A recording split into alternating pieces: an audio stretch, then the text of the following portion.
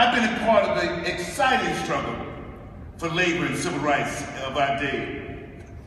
The struggle against threats and intimidation at Nissan in Canton, Mississippi.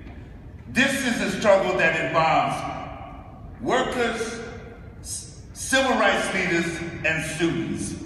It reminds me of Freedom Summer.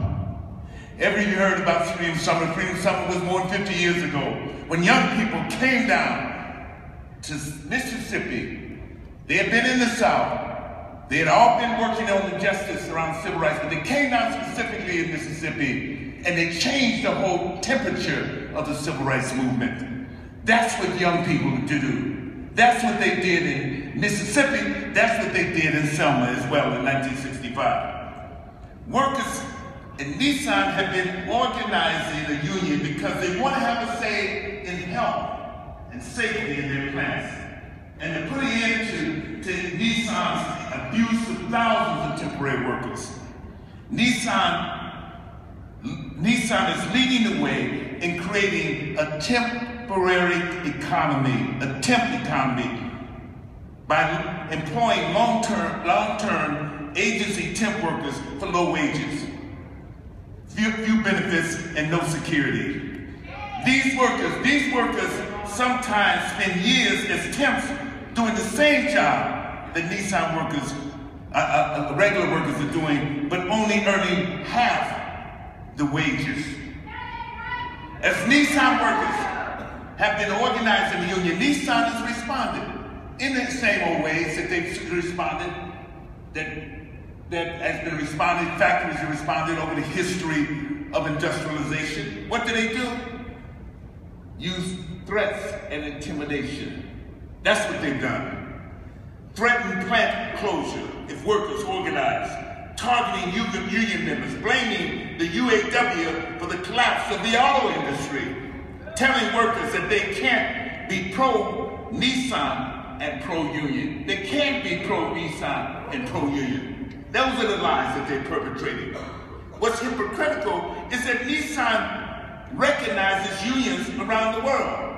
In Japan, in France, in the UK, in South Africa, in Brazil, in Australia, they recognize the unions, but they fight against them in Mississippi. There's something wrong with that, as Martin Luther King would say. There's something contradictory there. There's something that's not right there. They do that. Mississippi Nissan workers are tired of being treated like second-class global citizens and see their struggle against Nissan's intimidation as a civil rights struggle. Workers' rights are civil rights. Workers' rights are civil rights. Workers' rights are civil rights. Their motto, to tell Nissan, labor rights are civil rights. Labor rights are civil rights. Throughout history, young people have led the way in fighting for change. Young people have played an incredible role in elevating the voices of Nissan workers and will continue to play an important role in supporting Nissan workers as they fight to put an end to Nissan's intimidation campaign. I urge you to join them. We were in Chicago last year with a group of workers, and it's amazing what social media has the capacity of doing. We were in Chicago at Columbia College here in Chicago as Nissan workers came in by video, came in and talked to those young students who were having a spoken word contest at the university. They were tweaking that, they were sending that out through social media and bringing other people to the struggle of Nissan workers as well. Nissan cares about young car buyers. They do. I'm looking at this audience. I bet you all of you, a lot of you driving a Nissan car. It's all right. It's all right that you can drive a Nissan car. We're not anti-Nissan. Because they're anti-union doesn't mean we're anti-them. It's all right. But you have a voice there. And it's important that this generation uses that voice strong, and uses that voice strong, and also uses that voice emphatically when it comes to the rights of workers and the intimidation tactics used away against workers. And they will not tolerate it. Your voice has to say, we will not tolerate this today. So we become conscious in that way. Each generation makes their own history. Each generation is judged by the history that they make. When Nissan unjustly fired Calvin Moore, a union supporter, last year, it was students and workers in Brazil who helped get him reinstated. Brazilian workers and their unions protested Calvin's firing at Nissan dealerships in Brazil. Calvin appeared with me in New Orleans at a concert put on by Common in support of Nissan workers in Mississippi. Student activists held an action inside the plant lobby and demanded Nissan reinstate him.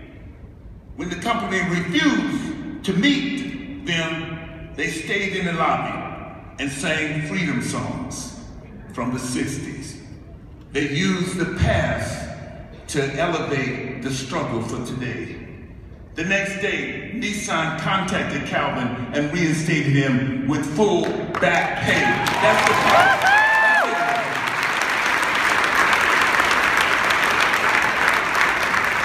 We marched with 500 young workers and students this summer who organized a rally in front of the Nissan plant in conjunction with the 50th anniversary of Mississippi's Freedom Summit.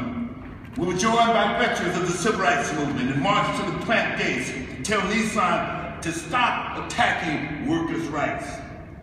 Nissan workers in Mississippi are looking to your generation to help them cross this finish line. I encourage you to support Nissan workers by joining the actions at a Chicago Nissan dealership this Saturday, right now, 2 days from now. In terms of the economy, your generation was dealt a raw hand, but your generation is the generation that can change it. And yet, mind you, your generation and young people are changing it all over the world.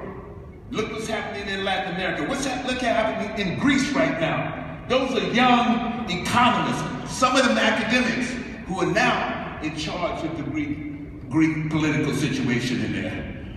Young economists who saw what's happening by the austerity programs, which crippled workers, crippled their pensions, took away their pensions, took away their rights, took away their health care, and they stood up and said, we're going to use our own influence, our own intelligence, our own imagination to create the world that we want to live in. And that's what you have to do. You have to do that. And when you do that, you don't often know where you're going to go. You know that it's in the service of justice.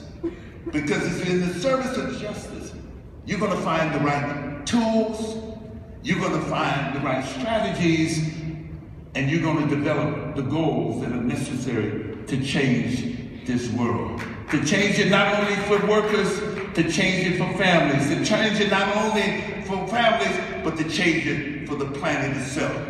We desperately need you right now. We need to talk about a new way of looking at work. We need to talk about reimagining work. We need to talk about all those particular things. But you're at the forefront. You're the voices that matter. All our voices matter, but yours are important. Whose summit is it? I said, whose summit is it? Yes, it is. Thank you, sir.